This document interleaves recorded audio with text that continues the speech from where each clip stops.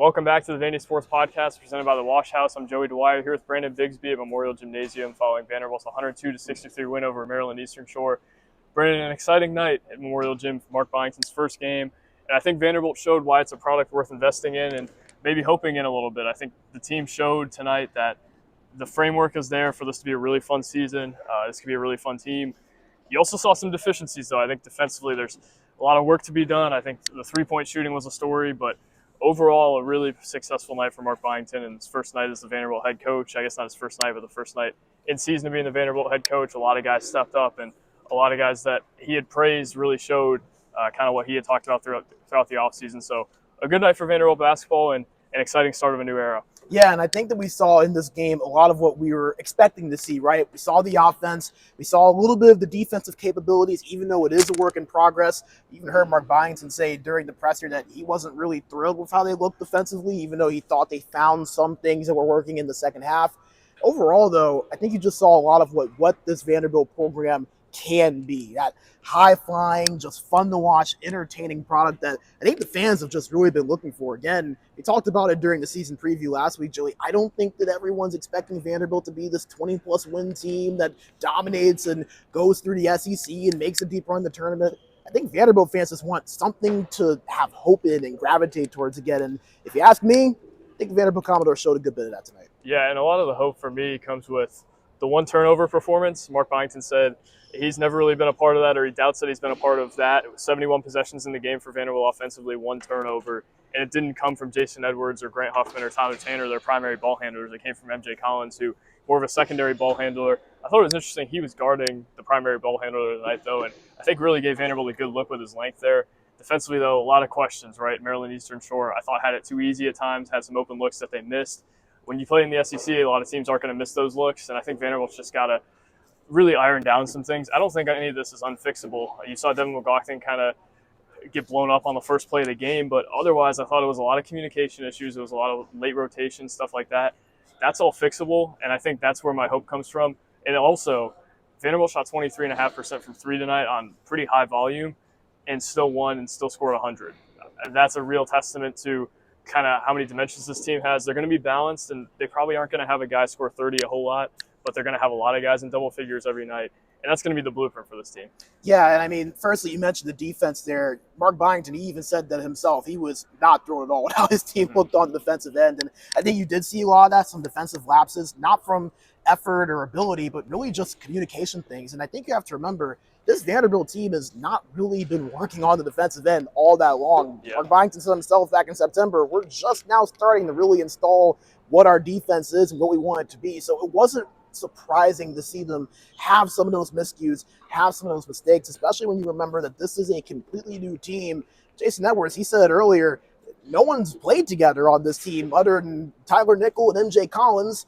Throw Jordan Williams and Grant Carlton in there, but they're not in the lineup all that much. So this is a very new team. Chemistry is a real thing. It takes time to get that going, not just on the offensive side, but on the defensive side. Where is someone supposed to go? Are you supposed to switch? Do you hedge here? Do you switch assignments there? Do you rotate? There are a lot of things with a defense when you have so many new pieces, a new scheme that they're all trying to learn. It's going to take some time to gel. You're going to see some of those mistakes. They showed up at points tonight, but I think you saw that get better as the game went on. And then, as you mentioned, a Vanderbilt team that shot less than 25% from three and still able to score 100 points. I think that just goes to show you what this Mark Byington offense is. The shooting might not always be as efficient. I think you'll see it be pretty volatile throughout the season. There'll be some games where they shoot well over 50%, and games like tonight where they don't even make a quarter of their three-point shots, but they get so many possessions. They run up and down the floor, and they earn those looks to where even if they aren't hitting from three, they're still able to find their points regardless. Yeah. You mentioned the chemistry and guys being new. I think that was what was most impressive to me. They were missing their lead ball handler tonight, in A.J. Hogarth, a guy who I think is really a steadying force for them. He turned it over a little bit in the secret scrimmages, but that's your fifth-year grad transfer point guard. And you didn't have him, and you turned it over one time. That was really, really impressive to me. I thought it was going to look disjointed. I thought there was going to be guys cutting and kind of running into one another. I thought there was going to be some guys chucking out of bounds once in a while. You didn't really see that. You saw some bad shots. I think Jason Edwards took a bad one or two. Tyler Nickel, I think, took a bad one that went in. But overall, the offense flowed much, much better than I was expecting for a team that is built up entirely of transfers and was missing their veteran steadying point guard. Yeah, and it just looked fluent, didn't it? I mean, and remember, I know Maryland Eastern Shore, obviously, very new team as well. A lot of JUCO guys, a lot of transfers. This is a pretty makeshift team with a lot of new pieces. But when you look at their roster, they had more size than Vanderbilt in this Mm-hmm. game as well, which I know that probably surprised a lot of people. You think Maryland Eastern Shore, they're probably going to be a much smaller team. They had 5 guys on this roster that were 6'8" and above. So Mm-hmm. they were just as big as Vanderbilt, had a lot of length. That could have maybe caused some issues for Vanderbilt without their primary ball handler in this game, and as a team that, again, does not have a lot of chemistry with each other. But you wouldn't have thought it with the way they looked on the offensive end. You mentioned the ball was flying around, everyone was cutting. Everything just looked very cohesive. There was really never a moment where you like, gosh, they look a little bit out of sorts here. They were composed, they were together. It looked like a team that wasn't in their first game. It looked like they were in their 30th game together for sure. Sure, and you mentioned the size. I think that's a really interesting thing tonight. Maryland Eastern Shore on paper had decidedly more size, right? They had more bodies in the front court. I think 5 guys over 6'8", maybe 4. Vanderbilt was completely dominant in the front court, though. I think Devin McLaughlin is one of the stories of the night. 24 points, 10 of 10 shooting from the field, 13 rebounds, 2 or 3 blocks. That wasn't a thing I was expecting to be in his arsenal with shot blocking. He's done it a little bit in the past, but I mean, that first one, he pounded off the glass. I mean, when have you seen that from Devin McLaughlin? I think you expected that. And maybe even more impressive than Devin McLaughlin. I know the numbers wouldn't back this up. Jalen Carey, he was really, really impressive tonight. He goes in, the first time he touches the ball is that post spin and gets the crowd going a little bit, and then you see him make a really nice pass to J.Q. Roberts from the probably mid post, maybe not high post, but the finesse was there. And when Vanderbilt needed him to bruise, he bruised. He had, 4 or 5 offensive rebounds, maybe 3. I think that was a huge thing tonight. Vanderbilt just completely beat up Maryland Eastern Shore on the glass. That's to be expected, but maybe we had some questions about that going into the night because of their front court. I think they live a day with maybe answering some questions, and maybe they go against SEMO and get beat up on the glass a little bit, but I thought Jalen Carey, and especially Devin McLaughlin, were really impressive tonight. Carey, though, showed you everything that Mark Byington had kind of praised, and Byington said after the game, he was good tonight, but he can be even better. I mean, you look at what he did, he didn't shoot a 3, and Byington has talked about that being part of his arsenal. Another thing, though, like the finesse was there, and that was such a big thing. You don't see that with a big. Byington said his point guards, or his, I guess his point guards are going to run the break, but also his bigs are going to run the break. Which I guess are also point guards. But Carey ran the break and went down and got fouled. He really, really did a nice job getting fouled tonight. And I thought there was a 9-0 Maryland Eastern Shore run in the late first half that looked like could have catapulted it back in the game. They drop it down to Carey, and he gets fouled, though. That's just such a huge, huge momentum breaker. Lenny Acuff calls it a human tourniquet. That's what Jalen Carey is. And I think his contributions tonight were much, much greater than the stat sheet. I think will be all season. His best availability is being on the floor. He was on the floor for 21 minutes tonight, and every one of those minutes had an impact. Yeah, and you mentioned that 9-0 run from Maryland Eastern Shore at the end of the first half.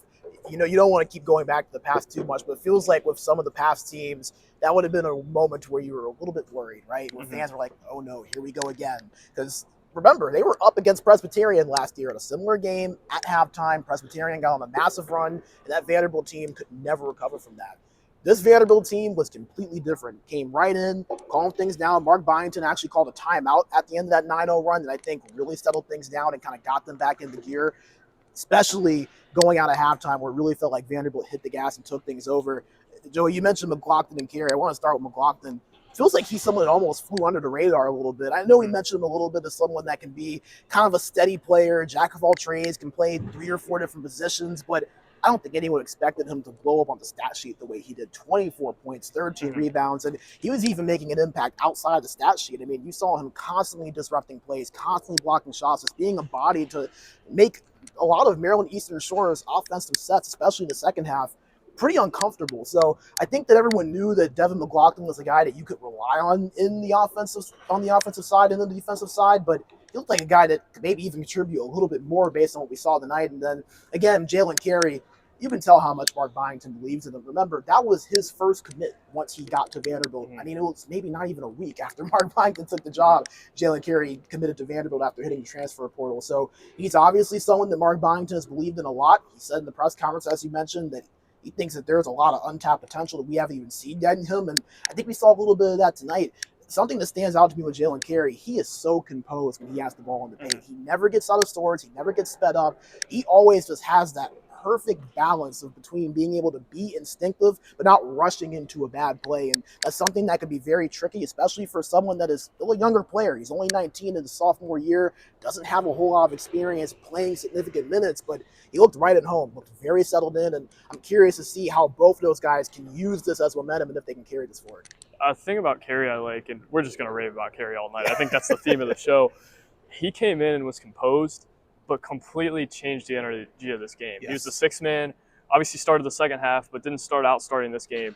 He came in and made an immediate impact on the game. Vanderbilt wasn't in trouble without him. Devin McLaughlin had a really nice night, as we mentioned, but Jalen Carey comes in the game, and immediately you can kind of see Maryland Eastern Shore go, man, we don't have an answer for him. And they didn't have an answer for Devin McLaughlin either, which I think is really impressive because he's playing the 5. He's traditionally played the 4 next to Quentin Post at BC. So him playing the 5 tonight and doing what he did, although against a smaller front court, I think it's really impressive just to see kind of the way he handled the dirty work and embraced that. It was something I was expecting, but it's pretty impressive to see in person. I think will go a long way for them. Yeah, and it's funny. We've talked so much about McLaughlin and Carey. We haven't even talked about Tyler Nichols, someone that came in, started, dropped 14 points, and also did some pretty good things on the defensive end as well. So, Mark Byington has talked about for so long, one of the biggest strengths he feels like this team has is their depth. How many guys they can expect to come in and make an impact. It's not always going to be the same 1 or 2 guys. I think you really saw that at the forefront tonight. Jason Edwards, somebody else that came in, hit some big shots in double figures. And Tyler Tanner, also someone that came in and made a really good impact,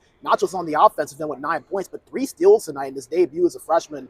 I don't care who you're playing. That is impressive to come in your first college game and make such an impact. He was flying all over the place, had a near chase down block in the first half that just was wowing, honestly. I think he's someone that, Joey, we were talking about it, that towards the end of the season, he could maybe be a player that logs some significant minutes. So I think that you saw a lot of different guys step up, make their presence known, and that's got to be encouraging for Vanderbilt fans to know that it's not just a guy here and a guy there. It's not just Edwards. It's not just McLaughlin. It's not just Carey. It's truly a committee of like 8 to 9 guys that really stepped up, pitched in, and played really significant roles in this win tonight. Mark Byington said it over and over again throughout the presser. He said, my team's deep. We're deep. And I think we all knew that, but you see that tonight. It's a hot night in Memorial Gym. Guys are having to get in and out of the game quickly. You don't have A.J. Hogard. You don't have Alex Hemingway, both guys who I think are going to be rotational players for them, and they come out and take care of business. And that's not something that Vanderbilt has done all the time. You look at last year, they didn't take care of business against a lot of teams. Opening night last year felt like season's over. It felt like they have a dark cloud hanging over them the rest of the way.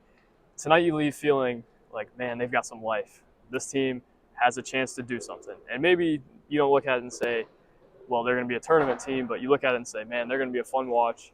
They're a team that I want to come back and see against better teams. They're a team that I want to come back and see once they have A.J. Hogard. And I think that was just such a huge success tonight. Yeah, I think that's really important, not just for what you're seeing on the court, but just to get fans believing in this program and wanting to come to these games. I mean, you said it, Joey, it's a hot Monday night here at Memorial Gym. Traffic, a lot going on.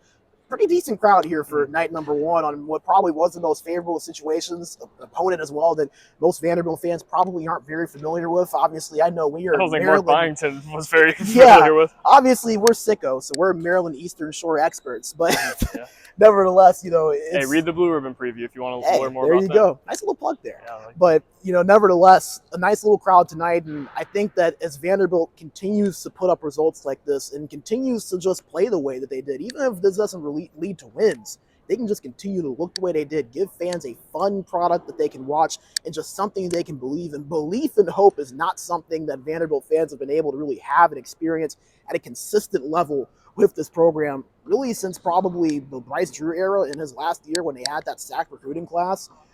Wins like this, performances like this can build up that hope within your fan base, especially as you start to get closer to SEC play and the games and the stakes raise a little bit higher. You saw the foundation of what this program could be tonight, right? Yes. Jason Edwards, I thought, said a really interesting tidbit in the presser about we've got guys on our team who have good personalities that people want to gravitate towards and get to know. And I think that's probably true. Yeah. They're a team that I think has a lot of guys from a lot of different places and backgrounds who people are going to want to get to know, people are going to want to invest in, and things along those lines. And I think Vanderbilt showed that tonight. You look at Tyler Tanner, you mentioned him earlier, 3 steals. I had talked to Mark Byington in the summer, I think it was June, and I go, is Tyler Tanner going to be able to guard enough to get on the floor for you? And he's like, what tape did you watch? And I go, I mean, at Brentwood Academy, I don't know, I have some questions. And he goes, I think he can guard. He was just trying to stay out of foul trouble. Well, he was right. I'll take that one. Tyler Tanner was just trying to stay out of foul trouble at Brentwood Academy. It looks like he really got after it on the defensive end tonight, and I think MJ Collins did. I think they are really good positional defenders. I don't know if they're a great holistic defense yet in terms of how they communicate, and I don't know if they have a consistent shot blocker despite what McLaughlin showed tonight and what Carey has shown at James Madison. But I do think they've got a lot of really good individual defenders. I thought Tanner really created some havoc defensively, had 3 steals, but really impacted other guards. MJ Collins, I thought, did a nice job kind of using his length, and they were aggressive defensively tonight. I mean, that was something I had kind of thought could be a possibility, but I didn't expect it to be like that, where they're pressing, they're hedging just about every ball screen to start the game out. I think maybe they backed off a little bit to start the second half, but, man, they blitzed Maryland Eastern Shore. It didn't work quite as well as I thought it would have early, but credit to them for kind of sticking through that. But I think you're going to see that more and more, where Mark Byington is just throwing his guys out and saying, go force some turnovers, go wreak some havoc.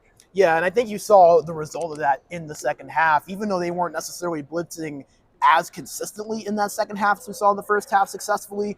They created 11 turnovers in the second half compared to just 4 in that first 20 minutes. So those adjustments that they made, because there were some times in that first half where it was like, man, this team looks spotty defensively. It wasn't not great. It just was not good at all. So I think there were some moments to where you could probably see some frustration there. And, you know, I think Jason Edwards said something else too, and talked about Casey Shaw. He had 16 points in the first half. He said, we took that personally coming out. We had guys that are saying, I want to check him. I want to guard him. And I think that that's the mentality that you want to see, not just as a coach, but as an outsider. You want to see a team that wants to step up to that challenge and play that level of defense, especially considering that, again, it's not a team of bad defenders. I think we have to reiterate that. The team defensively, I think, has talent. It's just how long will it take for them to gel together and be a cohesive unit. It might take a little bit of time. I think we saw some of those flaws and some of those weaknesses today, but we also saw, I think, it improved throughout the game. It's going to continue to have to improve, and it's going to take some time again. But I think we saw where they can be, and we saw where the potential for this team is on the defensive side, which, again, this is a Vanderbilt squad that scored 102 points and shot less than 25% from 3. If they can lock down that defensive side, you feel like you don't want to make any crazy expectations, but you do feel like this is a Commodores team that not many teams are going to be excited to play against if they can get that side of the ball figured out. They're tough out, and I think what encourages me defensively is, like, maybe their defense isn't awesome. Maybe it's never awesome, but they have guys who want to guard. Yeah. And that's such a huge piece of it, because I think last year you look at it and say, man, their defense isn't going to improve. They've got a few guys who just don't want to do it. Yeah. This team has everybody wants to do it. And they have thrown out some decent defensive lineups. I looked at it and said, well, you have Grant Huffman out there. He's a good defender. And A.J. Hogarth, I think, is one of their better defenders, too. Mark Byington was talking about MJ Collins and almost slipped up and said he's their best defender, and then kind of paced himself there. But if you have a lineup of A.J. Hogarth, MJ Collins, Tyler Nickel, Devin McLaughlin, and Jalen Carey, I think it's a pretty solid defensive lineup. Maybe it's not going to consistently get stops, but I think it's a group that is capable. And even Chris Magnon, who we haven't mentioned, I don't think he's going to be a huge factor offensively throughout the year. I think we kind of saw that tonight. Like, his three-point shot is a little bit spottier than maybe I had thought from what I've heard. I don't think he made a huge impact in the secret scrimmages, but I look at him and say, man, he's a guy who would be a real asset for them defensively, especially against a bigger forward, like a real true 3, kind of like he is. I think he could be a real asset. MJ Collins can guard guys like that. Tyler Nickel can guard guys like that. Tyler Tanner can guard a true 1. So they've got guys all over, especially like positional size, I think is a strength for them. They're not a team that has overwhelming size, but they don't have a lot of matchups outside of the 5 where you're looking at it and saying, man, they're outmatched there, or they're playing a guard at the 4. They've got guys to play every position, and they may not have the depth, but I look at it and say there's a reason that they were able to rebound the way they did tonight, right? Tyler Nickel's a good positional rebounder. MJ Collins is. Chris Magnon is.